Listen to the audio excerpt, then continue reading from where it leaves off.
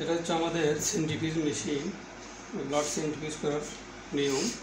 Blood test করার আগে ব্লাডকে serum পেতে হলে আমাদের প্রথমে সেন্ট্রিফিউজ করতে হবে।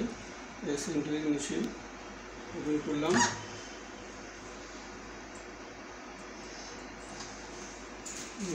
স্টিক দেওয়া আছে, দিয়ে সরালাম।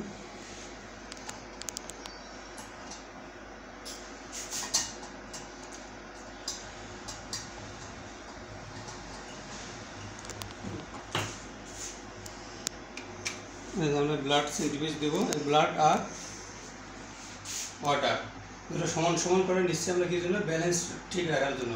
একটা যদি দিই এরা পাশে না দিলে ব্যালেন্স হবে না, মেশিন কাজ করবে না। এখন আমরা কী করতেছি, ব্লাড সেন্ট্রিফিউজ দিচ্ছি। দেখেন এক পাশে সোজা সোজা দিলাম ওয়াটার, ডিস্টিল ওয়াটার, আর এক পাশে দিলাম ব্লাড। সুন্দর করে দিচ্ছি। দেওয়ার পরে কাভার দিলাম, মানে জীবন না যায়। দেওয়ার পরে তাতে আমরা মেশিন সুইচ অন করে দিলাম।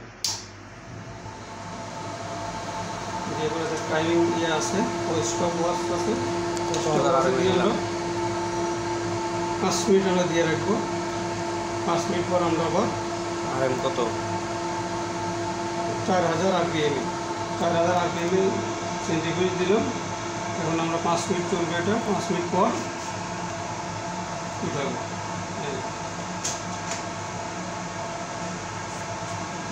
ধন্যবাদ।